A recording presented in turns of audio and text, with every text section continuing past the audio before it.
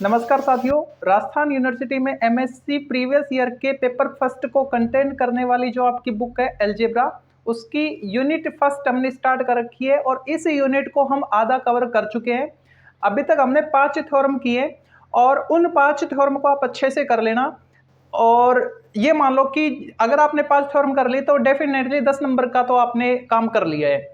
बाकी के जो 10 नंबर है वो आगे आने वाली जो थ्योरम्स हैं उनसे हम ऑब्टेन करेंगे।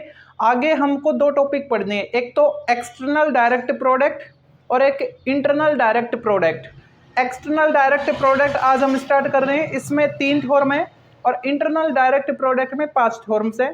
तो देखते हैं एक्सटर्नल डायरेक्ट प्रोडक्ट की। सबसे पहले तो डेफिनेशन, आपके पास दो ग्रुप होंगे। यहां पे मैंने एक ग्रुप लिया है G1 स्टार एंड G2O। ये दो ग्रुप है हमारे पास, G1 G2 आप डायरेक्ट बोल सकते हो। तो इन दोनों का external direct product G1 cross G2 से डिनोट किया जाता है। और होता क्या है, इसके जो एलिमेंट होंगे ना, पहला एलिमेंट यहां से दूसरा यहां से, दोनों के बीच में कोमा मिलेगा। ठीक है, जैसे कि अभी तक हम जो H और K के एलिमेंट लिख रहे थे तो उनको सिंपली ऐसे ही लिखा था HK विदाउट कोमा। और अगर मैं H क्रॉस K इसका एलिमेंट लिखना चाहूंगा तो कैसे लिखा जाएगा, H कोमा K, कोमा लग जाएगा इनके बीच में। ठीक है, यहां पे भी ये जो स्मॉल h है वो कैपिटल H से बिलोंग कर रहा है और स्मॉल k कैपिटल K से बिलोंग कर रहा है, और यहां पे भी। लेकिन लिखने का तरीका बस ये है कि डायरेक्ट एच के है तो डायरेक्ट इनके एलिमेंट लिखेंगे, और इनका एक्सटर्नल डायरेक्ट प्रोडक्ट फॉर्मेट में है तो बीच में कॉमा लगाना है दोनों एलिमेंट के बीच में। पहला एलिमेंट पहले वाले सेट से, दूसरा एलिमेंट दूसरे वाले सेट से बिलोंग करेगा। तो यहाँ पे मैंने ऐसा ही लिखा है, एक्स कोमा वाई फॉर्मेट में होंगे। जो एक्स है वो पहले वाले सेट G1 से बिलोंग कर रहा है और जो दूसरा एलिमेंट है वाई वो दूसरे वाले से G2 से बिलोंग कर रहा है। तो ये इसकी डेफिनेशन। और ये जो G1 क्रॉस G2 है ये खुद में एक सेट बनता है। अगर ये सेट बनता है तो इसमें क्लोजर प्रॉपर्टी कैसे यूज होगी, इसका आइडेंटिटी क्या होगा, इनवर्स क्या होगा, इनको भी देखते हैं। एसोसिएटिव तो होता है लेकिन वो हमारे आगे काम का नहीं है, किसी भी थ्योरम में काम नहीं आएगा तो उसको हम छोड़ रहे हैं। एसोसिएटिव तो है, ठीक है। तो अगर मैं बात करूं पहले इसके क्लोजर की, यानी अगर मैं इसके दो एलिमेंट लूं, किसके, G1 क्रॉस G2 के, तो उनको क्लोज कैसे करवाएं। तो G1 क्रॉस G2 का मैंने एक एलिमेंट ले लिया x comma y, comma format में होंगे। तो ये जो एलिमेंट है ये पूरा ये G1 क्रॉस G2 का है। ऐसा ही दूसरा एलिमेंट और लेता हूं और दोनों को मैं क्लोज करवाता हूं। तो इसका दूसरा एलिमेंट ले लिया मैंने G1 क्रॉस G2 का x1 कोमा y1। ठीक है, अब इनको क्लोज कैसे करवाते हैं, फर्स्ट एलिमेंट को फर्स्ट एलिमेंट के साथ। तो x को x1 के साथ क्लोज करवाना है मेरे को। तो x और x1 पहले वाले दोनों एलिमेंट कहां से हैं, G1 से। इसमें पहला एलिमेंट G1 से और इसमें भी पहला एलिमेंट G1 से, तो मेरे को पहले पहले देखने हैं। ठीक है, तो ये दोनों कहां के एलिमेंट है, G1 के। अगर ये G1 साइड के एलिमेंट है तो G1 वाली ही ऑपरेशन अप्लाई होगी यहाँ पे। तो G1 वाली कौन सी ऑपरेशन है, स्टार। ठीक है, G1 वाली जो संक्रिया है वो हम यहाँ पे लिखेंगे किन दोनों में, इन दोनों में। तो क्या लिखें, x स्टार x1 कोमा, अब दूसरे वाले को दूसरे वाले के साथ ऑपरेट करना है। तो y कहाँ का है, G2 का, y1 कहाँ का है, G2 का। ये लास्ट वाले दोनों एलिमेंट G2 के है तो G2 में कौन सा ऑपरेशन था, O वाला था। तो अब हम क्या लिखेंगे, YO Y1। ठीक है, अब ये जो पूरा एलिमेंट आया, हमने G1 क्रॉस G2 के दो एलिमेंट लिए। G1 क्रॉस G2 के दो एलिमेंट को जब हमने क्लोज करवाया तो जो भी नया एलिमेंट आया वो भी G1 क्रॉस G2 का है, इसलिए क्लोजर है।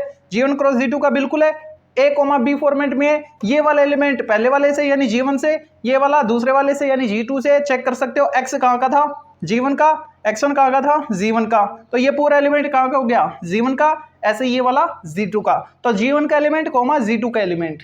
ठीक है, यानी G1 क्रॉस G2 का ये किसका एलिमेंट हो गया, G1 क्रॉस G2 का। तो ऐसे ऑपरेशन अप्लाई करते हैं, इनको क्लोज करवाते हैं। क्लोजर हमने चेक कर लिया। अब दूसरी इसकी जो कंडीशन है आइडेंटिटी, उसको देखते हैं।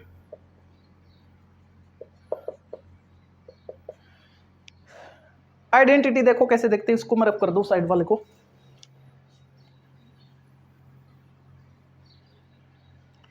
G1 क्रॉस G2 का मैंने कोई एक एलिमेंट लिया, सपोज x कोमा y लिया मैंने, ठीक है, x कोमा y, ओके। तो यहां पे क्या एलिमेंट मैं लिखूं ताकि मेरे को जो आउटपुट मिले वो वही एलिमेंट मिले, x कोमा y मिले, ठीक है, x कोमा y मिले। यही तो डेफिनेशन होती है किसकी, आइडेंटिटी की। तो यहां पे मैं ये जो भी एलिमेंट आएगा ये किसका आएगा, G1 क्रॉस G2 का ही लिखना है मेरे को, ठीक है। तो अगर मैं G1 का जो आइडेंटिटी है सपोज E1 और G2 का आइडेंटिटी जो है E2, उसको ऑपरेट कर सकता हूं। आप चेक कर सकते हो, इनको क्लोज करवाओ, यही आना चाहिए। जब x1 E1 के साथ क्लोज होगा, यानी x1 star E1 coma y को E2 के साथ, y x1 नहीं है ये x है, y स्टार E2, तो जब भी किसी एलिमेंट को आइडेंटिटी एलिमेंट के साथ ऑपरेट करवाते हैं तो वो एलिमेंट खुद ही आता है। तो यहां से क्या आएगा, x आएगा, और यहां से क्या आएगा, y आएगा। तो x कोमा y आया कि नहीं आया, वापस G1 क्रॉस G2 का एलिमेंट आ गया, ठीक है। तो इसका जो आइडेंटिटी है वो क्या है, E1 कोमा E2 है। यहाँ पे E1 पहले वाले सेट का आइडेंटिटी और E2 दूसरे वाले सेट का आइडेंटिटी होता है, ठीक है। तीसरे की बात करें, इनवर्स की, तो देखो इनवर्स में क्या होता है,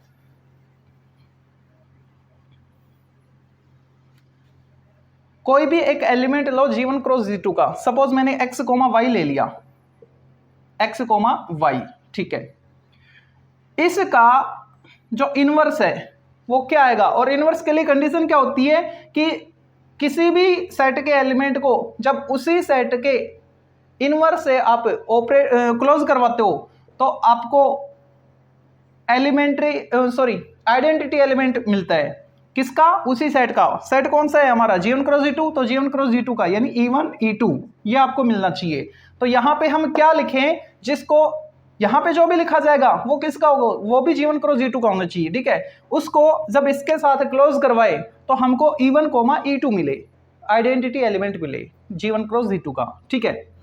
तो यहां पे क्या लिखा जाएगा, x inverse comma y inverse, close करवा के देख लो आप इनको। जब मैं पहले वाले को पहले वाले के साथ क्लोज करवाऊंगा तो x स्टार x इनवर्स क्या आएगा, आइडेंटिटी आएगा। पहले वाला था तो उसको हम E1 लिख सकते हैं।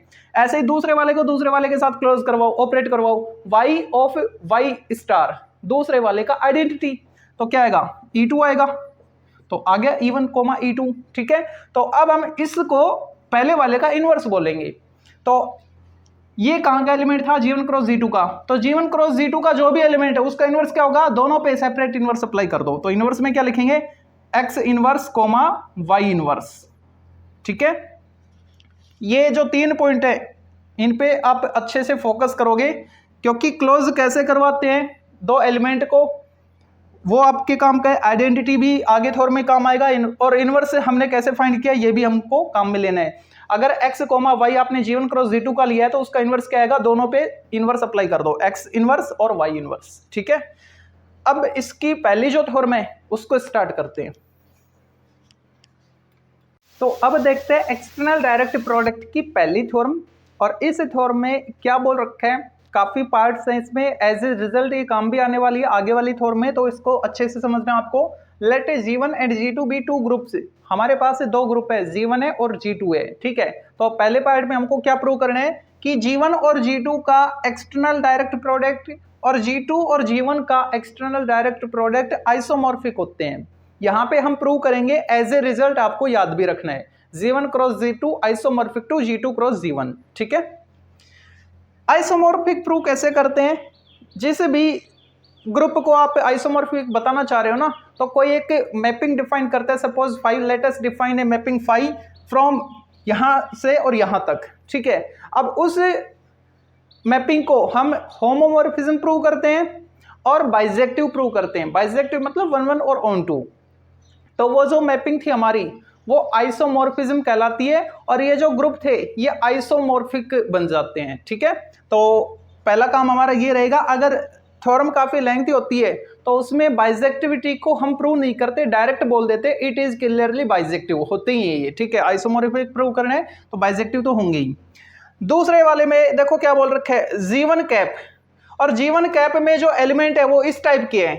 हिंट के लिए इसने बोल दिया है कि जीवन कैप में कैसे एलिमेंट है, जीवन का कोई भी एलिमेंट हो सकता है, ठीक है, लेकिन जो दूसरा एलिमेंट आएगा वो G2 का क्या होगा, आइडेंटिटी एलिमेंट फिक्स है, यहाँ पे E2 ही आएगा, इसके अलावा कोई और नहीं होगा। करली ब्रैकेट में लिखा हुआ है, मतलब यही एलिमेंट आएगा। यहाँ पे आप कुछ भी चेंज कर सकते हो, ABCD वगैरह कुछ भी, ठीक है। इसने बोल रखा है पहला एलिमेंट आप कुछ भी ले लो G1 का, लेकिन दूसरे वाला फिक्स है, E2 ही आएगा। जैसे हम G1 क्रॉस G2 के एलिमेंट लेते थे तो Y हम लिखते थे ना, तो वहां पे चेंज हो सकता था, वहां पे हमने लिखा था Y बिलोंग्स टू G2, यानी G2 का कोई भी एलिमेंट हो सकता है, लेकिन यहां पे इसने फिक्स कर दिया कि केवल और केवल E2 ही आएगा, ठीक है।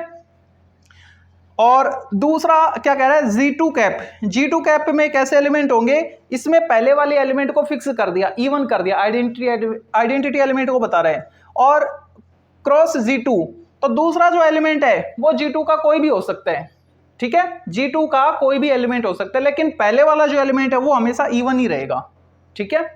अच्छा, अब ये हमको प्रूव करना है, ये तो हमको दे रखे हैं, G1 में इस टाइप के एलिमेंट है, G2 में इस टाइप के एलिमेंट है, यहाँ पे जो दूसरा एलिमेंट है वो G2 से बिलोंग करेगा, पहले वाला फिक्स रहेगा, ऊपर वाले में पहले वाला कुछ भी हो सकता है G1 का, और दूसरे वाला फिक्स है E2 का, पहले वाला कुछ भी हो सकता है G1 का, दूसरे वाला फिक्स है E2 रहेगा, ठीक है।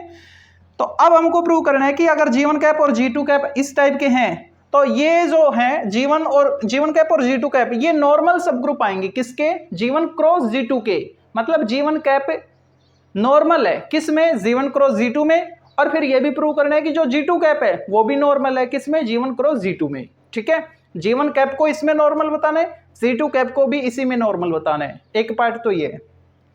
दूसरा, G1 को आइसोमॉर्फिक बताना है G1 कैप के, और G2 को भी आइसोमॉर्फिक बताना है G2 कैप के। आइसोमॉर्फिक कैसे बताते हैं वो अभी हमने डिस्कस किया था, और आइसोमॉर्फिज्म हम पहले भी पढ़ चुके हैं, ठीक है। तीसरे वाले पार्ट में हमको प्रूव करना है कि G1 cross G2 by G1 cap, ये जो क्विसेंट ग्रुप है ये आइसोमॉर्फिक होगा G2 के, ऐसे ही ये वाला क्विसेंट ग्रुप इसके आइसोमॉर्फिक होगा, ठीक है।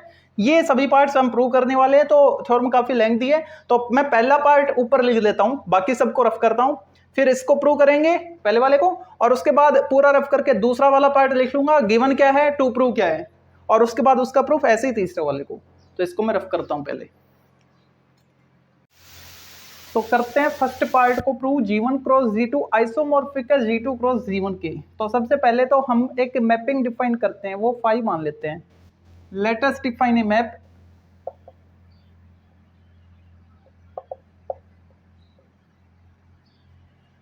Phi from G1 cross G2 to G2 cross G1, ठीक है, सच दैट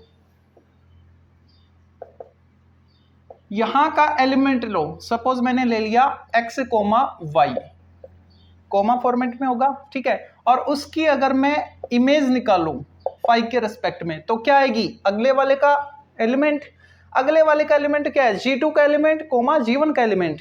तो G2 का एलिमेंट तो मेरे को यहां से मिल चुका y, और G1 का एलिमेंट x मिल चुका था, ठीक है, ओके। अब ये जो मैपिंग है, ठीक है, इसको हम होमोमॉर्फिज्म और बाइजेक्टिव प्रूव करेंगे, ठीक है। तो ये काफी लेंथी थ्योरम है, 3 पार्ट करने हैं, तो डायरेक्ट हम लिख सकते हैं इट इज क्लियरली बाइजेक्टिव। आप चेक कर सकते हो बाइजेक्टिव है ये, मतलब 1-1 भी है और ऑन टू भी है। तो यहां पे मैं डायरेक्ट लिख रहा हूं इट इज क्लियरली बाइजेक्टिव, ठीक है। अब मैं इसको होमोमॉर्फिज्म प्रूव करता हूं, किसको, इस फाई को, फाई मैपिंग को। तो उसके लिए क्या करेंगे, यहां के हम 2 एलिमेंट लेते हैं, एक तो मैंने ले रखा है x कोमा y, और दूसरा ले लिया मैंने x1 कोमा y1। कहां के एलिमेंट है दोनों, G1 क्रॉस G2 के एलिमेंट है, ठीक है। तो अब हमको क्या प्रूव करना होगा, phi of x1 y x1 comma y1, xy sorry x1 नहीं, x कोमा y और x1 कोमा y1, ओके। तो अब मैं इसको चाहूंगा कि मैं फाई को इसके साथ और इसके साथ सेपरेट अप्लाई कर दूं। अगर मैं ऐसा कर पाऊंगा तो मैं फाई को होमोमॉर्फिज्म प्रूव कर पाऊंगा, ठीक है। तो उसके लिए क्या करें, देखो मैं इनको क्लोज करवाता हूं, ठीक है। क्लोज कैसे करवाते हैं वो हमने एक्सटर्नल डायरेक्ट प्रोडक्ट की डेफिनेशन के बाद देखा था। फाई एज इट इज, तो पहले वाले को पहले वाले के साथ ऑपरेट करवाओ, एक्स x1, इनके बीच में जो भी इनका ऑपरेशन है वो अप्लाई हो रहा है, ठीक है। फिर कॉमा लगाते हैं दूसरे वाले को दूसरे वाले के साथ, y1, ओके। अच्छा अब देखो इसको आप थोड़ी देर के लिए x मान लो और इसको आप y मान लो, तो phi of x comma y format है।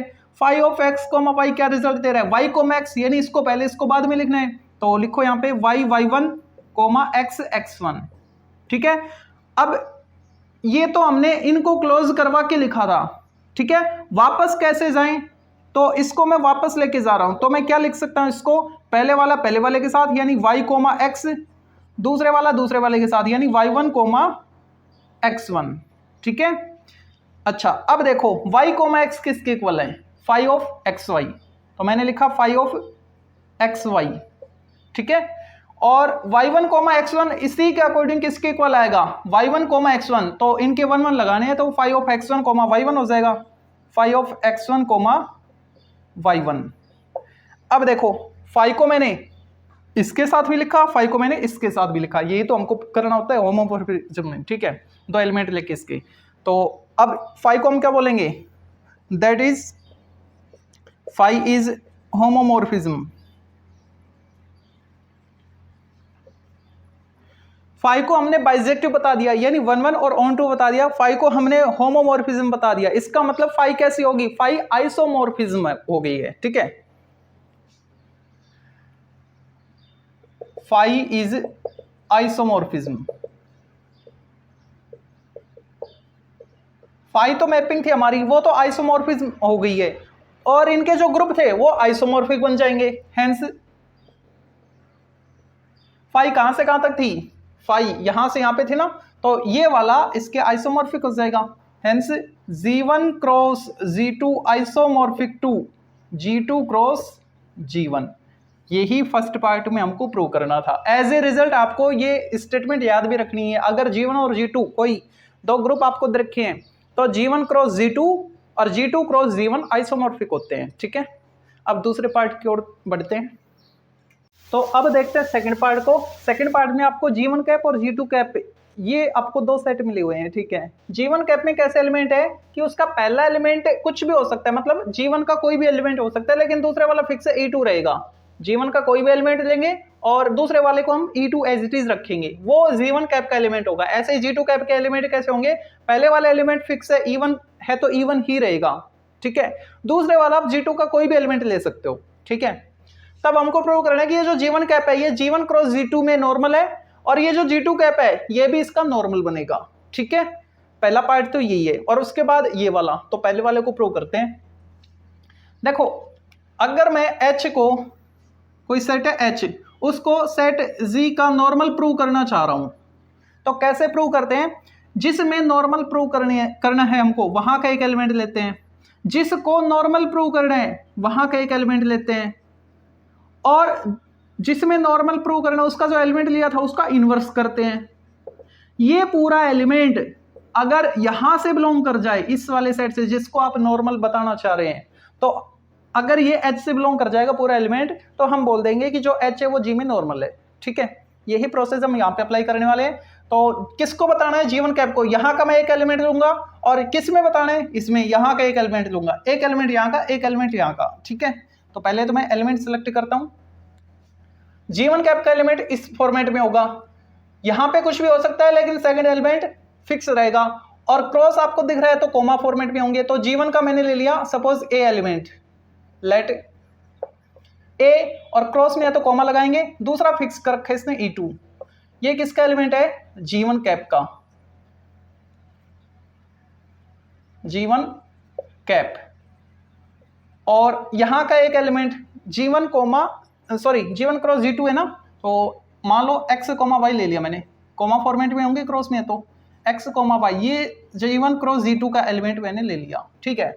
अब ये मत बोलना कि सर आप यहाँ पे तो G1 का A ले रहे हैं, यहाँ पे G1 का x ले रहे हैं। सेम ले सकते हैं, बिल्कुल ले सकते हो, लेकिन x आप x स्क्वायर ना कर दो, जब आगे हम क्लोज करवाएंगे वहां पे दिक्कत ना कर दो, इसलिए मैंने इसको और इसको अलग अलग लिखा है, ठीक है। ओके, अब हमको G1 कैप जो है उसको नॉर्मल बताना है, किसका, इसका, ठीक है।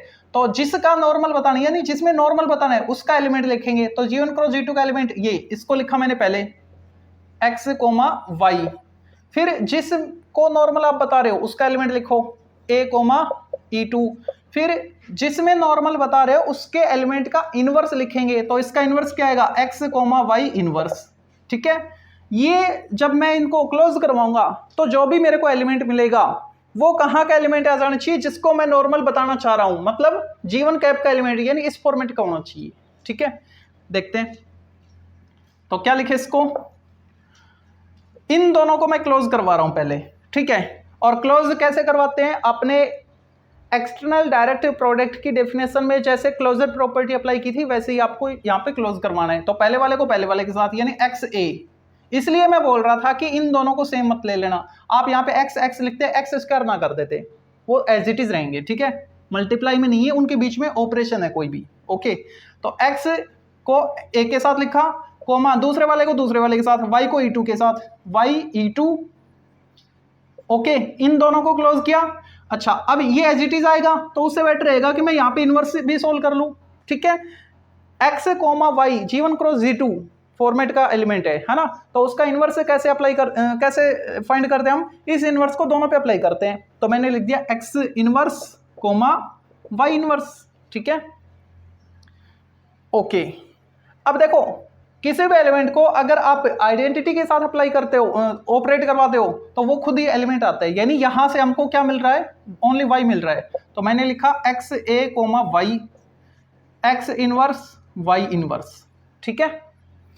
अब इसको इसके साथ हम क्लोज करवा रहे हैं तो क्या आएगा, पहले वाले को पहले वाले के साथ, यानी x a x inverse, comma दूसरे वाले को दूसरे वाले के साथ, y y inverse, x a x inverse, comma ये क्या बन गया, किसी भी एलिमेंट को जब उसके इनवर्स के साथ आप ऑपरेट करवाते हैं तो आइडेंटिटी एलिमेंट आते हैं। तो यहां पे मैंने लिखा E2, ठीक है। अब देखो x एलिमेंट कहां का था, x एलिमेंट आपने कहां का लिया था, G1 का। ये G1 का एलिमेंट, तो उसका इनवर्स कहां का होगा, वो भी G1 का ही होगा। और a कहां का लिया था आपने, ये भी G1 का था, दूसरे वाला तो फिक्स था। ये जो a होता है ये कहां का था, G1 का, ठीक है। तो ये पूरा एलिमेंट किसका आ गया, G1 का एलिमेंट आ गया। तो G1 का एलिमेंट कोमा E2 फिक्स कर रखा है। तो G1 का एलिमेंट कोमा E2, G1 का एलिमेंट कोमा E2, तो वो किसका एलिमेंट बनेगा पूरा, वो G1 कैप का बन रहा है। तो ये जो पूरा एलिमेंट आया वो किसका आ गया, G1 कैप का। हमने प्रूव कर दिया। देखो क्या क्या हमने यहां का एक एलिमेंट दिया, यहां का एक एलिमेंट लिया, ठीक है। जब हमने इस टाइप से ऑपरेट करवाया, मतलब इसका एलिमेंट फिर इसका एलिमेंट फिर इसके एलिमेंट का इनवर्स किया, तो जब इनको हमने सोल्व किया तो जो भी एलिमेंट हमारे पास से फाइनली आया तो वो एलिमेंट G1 कैप का एलिमेंट आ गया। इसका मतलब जो G1 कैप है वो G1 क्रॉस G2 में नॉर्मल है, hence G1 cap is normal subgroup of G1 cross G2, okay. ऐसे ही G2 वाले को भी इसमें नॉर्मल बताना है, सेम यही प्रोसेस है। तो इसको रिपीट क्यों करें, डायरेक्ट लिखेंगे, एग्जाम में भी आप लिख सकते हो सिमिलरली, मतलब इसी प्रकार जैसा हमने ऊपर किया है। G2 cap will be also normal subgroup of G1 cross G2, hence prove. अब इनको प्रूव करते हैं, वही एक हम मैपिंग डिफाइन करेंगे, let us define a map phi F जो भी लो, उसको बाइजेक्टिव और होमोमॉर्फिज्म प्रूव करेंगे। बाइजेक्टिव करने की जरूरत नहीं है, डायरेक्ट आप लिख सकते हो बाइजेक्टिव, उसमें बाइजेक्टिविटी अप्लाई हो रही है, आपको तो होमोमॉर्फिज्म प्रूव करना है। तो वो जो फाई मैपिंग आपने डिफाइन की थी वो तो आपकी आइसोमॉर्फिज्म हो जाएगी, और ये जो ग्रुप हैं ये आइसोमॉर्फिक हो जाएंगे। तो फर्स्ट पार्ट हमने प्रूव कर दिया। अब इसको देखते हैं, इसमें भी सेम वही प्रोसेस करना है, एक को प्रूव कर देंगे दूसरे को सिमिलरली लिख के डायरेक्ट लिख देंगे, ठीक है। तो पहले वाले को मैं प्रूव कर देता हूं कि जो G1 है ना उसको आइसोमॉर्फिक बताना है, किसके, G1 कैप के, ठीक है। तो आइसोमॉर्फिक बताने के लिए हमको एक मैपिंग डिफाइन करनी होगी यहां से यहां तक, ठीक है। Let us define a map suppose phi from G1 to G1 cap. Okay, एक मैपिंग हमने डिफाइन की सच दैट, और वो मैपिंग इस तरीके से, यहां का कोई भी एक एलिमेंट लो, सपोज मैंने x ले लिया, ठीक है, और उसकी मैपिंग निकाल, उसकी इमेज निकालो फाई के रिस्पेक्ट में, तो वो क्या आएगी, अगले वाले का एलिमेंट। तो G1 कैप का एलिमेंट कैसा था, G1 का एलिमेंट एक कहां से, G1 से, G1 का एलिमेंट कोमा E2 फिक्स है, तो G1 का एलिमेंट हमने क्या लिया था, x कोमा E2, ठीक है। ओके, अब ये जो मैपिंग है डायरेक्ट लिखेंगे, बाइजेक्टिविटी रखती है ना, इट इज क्लियरली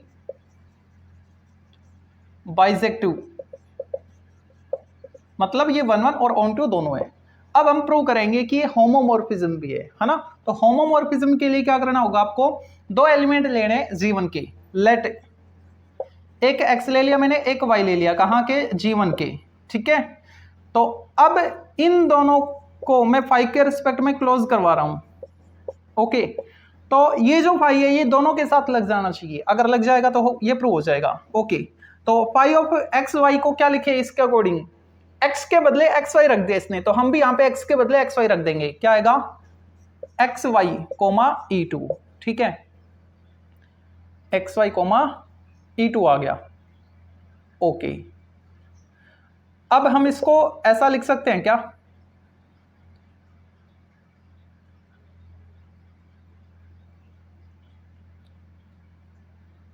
x को E2 के साथ और y को E2 के साथ, यानी ऑलरेडी क्लोज्ड था, ठीक है, इसको मैंने सेपरेट कर दिया, वापस से क्लोज करवा के देखो ये आना चाहिए, x को मैंने y के साथ क्लोज करवाया, पहले वाले को पहले वाले के साथ, तो x y आया सीधा, ठीक है, कोमा E2 को E2 के साथ, तो क्या आएगा, E2 ही आएगा। ओके, अच्छा, अब ये देखो ये क्या है, ये वाला x comma E2, phi of x है, सॉरी यहां पे कोमा नहीं आते, यहां पे कोमा नहीं आते है ना, x कोमा E2 को क्या लिखें, फाई ऑफ x, और y कोमा E2 को क्या लिखे, x को y लिख दिया, तो आप यहां पे क्या करोगे, फाई ऑफ y, देखो फाई को x के साथ लिखा, फाई को y के साथ लिखा, आ गया ना, प्रूव हो गया homomorphism, that is phi is homomorphism, ठीक है।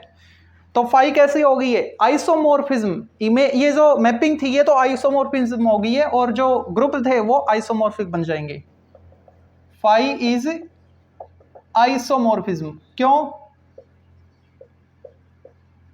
आइसोमॉर्फिज्म कब होती है, जब वो 1 1 हो, ऑन टू हो, और होमोमॉर्फिज्म हो, होमोमॉर्फिज्म हो गई है, क्लियरली बाइजेक्टिव था, यानी 1 1 ऑन टू था, हेंस फाई जो मैपिंग थी वो तो कैसी आ गई है, आइसोमॉर्फिज्म आ गई है, तो फाई के रिस्पेक्ट में ये जो ग्रुप थे ये कैसे आ जाएंगे, आइसोमॉर्फिक आ जाएंगे, G1 isomorphic to G1 cap. Similarly इसको लिख सकते हैं, सेम यही प्रोसेस है,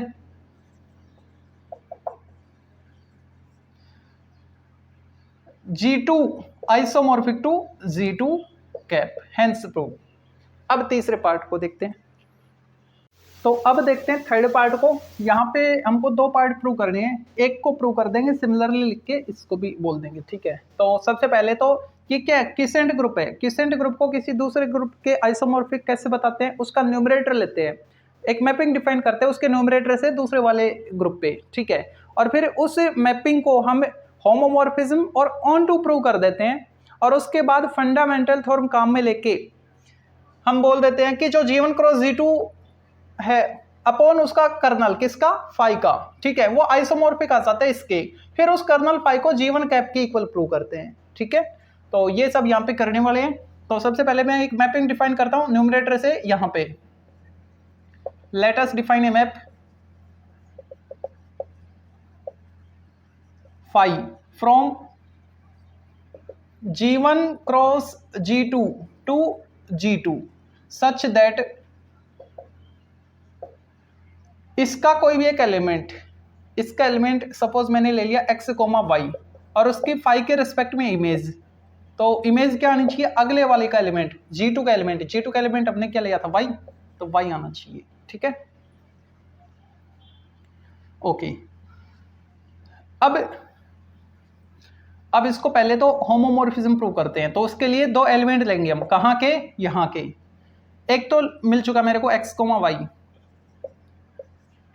y, और दूसरा एलिमेंट ले लिया मैंने x1, y1 belongs to G1 cross G2। ये दोनों एलिमेंट काके G1 क्रॉस G2 के। ओके, तो फाई के रेस्पेक्ट में मैं इनको क्लोज करवा रहा हूं, x, y, x1, y1। पहले वाले को पहले वाले के साथ क्लोज करवाओ, x, x1, दूसरे को दूसरे के साथ y, y1। आप इसको थोड़ी देर के लिए x मान लो, इसको y मान लो, इस पूरे को x, इसको y। तो फाई ऑफ x, y क्या आ रहा है, y आ रहा है, यानी पीछे वाला। तो मैंने लिख दिया y, y1। ठीक है, y की वैल्यू क्या आ रही है यहां से, phi of x, y, x, y। और ऐसे ही y1 क्या आएगा, फाई ऑफ, यहां पे y1 हो जाएगा, मतलब यहां पे भी x1 एलिमेंट चेंज हो जाएगा। तो क्या लिखेंगे, फाई ऑफ x1, y1। ठीक है, फाई को मैंने कॉमन में लिखा था, है ना, कॉमन लेके, और यहां पे फाई को मैंने सेपरेट अप्लाई करवा दिया। इसका मतलब फाई कैसी है, होमोमॉर्फिज्म प्रूव हो गई है। That is phi is homomorphism. Phi को होमोमॉर्फिज्म बता दिया, अब ऑन टू बताना बाकी है। ठीक है, तो ऑन टू के लिए क्या करेंगे, यहां का कोई भी एलिमेंट दो, हर एक एलिमेंट के लिए प्री इमेज मिलनी चाहिए, किसमें, G1 क्रॉस G2 में। तो क्या लिखें, फॉर ईच, यहां का एलिमेंट सपोज मैंने x ले लिया, for each x belongs to G2 there exist, किसका एग्जिस्टेंस जरूरी है, यहां का एलिमेंट लिखो, क्या लिखूं, G2 तो मेरे को मिल गया x, तो G1 का एलिमेंट क्या होगा, G1 में कोई और हो या ना हो, लेकिन उसका आइडेंटिटी एलिमेंट तो जरूर होगा, E1 लिख दिया मैंने। ठीक है, ये एलिमेंट कहां का है, G1 क्रॉस G2 का, सच दैट, इस तरीके से है कि इसकी जब मैं इमेज निकालूं फाई के रेस्पेक्ट में, E1, x, तो क्या है, G2 का एलिमेंट आए, तो इसके रेस्पेक्ट, इसके अकॉर्डिंग देखो क्या आना चाहिए, इसको इसके रेस्पेक्ट में देखो क्या आना चाहिए, दूसरे वाला एलिमेंट आ रहा है, x आ रहा है, और ये x क्या था, G2 का एलिमेंट था। तो हर एक x के लिए, G2 के हर एक एलिमेंट के लिए आपको प्री इमेज मिल रही है, यानी ये जो एलिमेंट था ये कहां का था, G1 क्रॉस G2 का। तो G1 क्रॉस G2 के एलिमेंट की अगर मैं इमेज निकालूं तो किस में जा रही है, G2 में जा रही है, यानी G2 के हर एक एलिमेंट की प्री इमेज हमको मिल रही है, तो ये ऑन टू हो गया। Okay, that is phi is onto. Phi को होमोमॉर्फिज्म ऑन टू प्रूव कर दिया। ठीक है, फाई कहां से कहां तक थी, यहां से यहां तक थी। ओके, अब फंडामेंटल थ्योरम ऑफ होमोमॉर्फिज्म हम काम में लेंगे। ओके, तो स्पेस तो है नहीं, रफ करना पड़ेगा।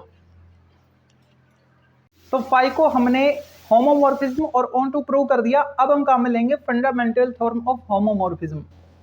प्रूव करने के बाद लिखना है, then using fundamental theorem of homomorphism we have G1 cross G2 upon उस मैपिंग का, मैपिंग क्या थी हमारी, phi from G1 cross G2 to G2। ठीक है, तो इस फाई का कर्नल, यानी कर्नल फाई। ओके, ये आइसोमॉर्फिक आएगा, किसके आइसोमॉर्फिक आएगा, इस G2 के। ठीक है, अब हमारा टारगेट क्या रहेगा, ये जो कर्नल फाई है इसको G1 कैप बनाना। ठीक है, बनाते हैं। कर्नल फाई में कैसे एलिमेंट आएंगे, कर्नल फाई में G1 क्रॉस G2 के एलिमेंट आएंगे। ठीक है, G1 क्रॉस G2 के कैसे एलिमेंट, x, y फॉर्मेट के, belongs to G1 cross G2। ठीक है, लेकिन सारे एलिमेंट नहीं होंगे, ऐसे एलिमेंट होंगे जिनकी मैं इमेज निकालूं तो वो अगले वाले का आइडेंटिटी हो। इसका आइडेंटिटी क्या आएगा, E2। ठीक है, okay, x, y belongs to G1 cross G2। यहां पे देखो phi of xy equal E2 आ रहा है ना। तो जब हमने मैपिंग डिफाइन की थी, ठीक है, तो यहां के हमने दो एलिमेंट लिए थे, x, y, और फाई के रेस्पेक्ट में हमने इमेज निकाली, तो अगले वाले का एलिमेंट आया था, क्या आया था, y आया था। तो अब यहाँ से फाई ऑफ एक्स वाई को हम क्या लिख सकते हैं, वाई लिख सकते हैं ना, तो वाई इक्वल E2, वाई की वैल्यू E2 यहाँ पे पुट करो,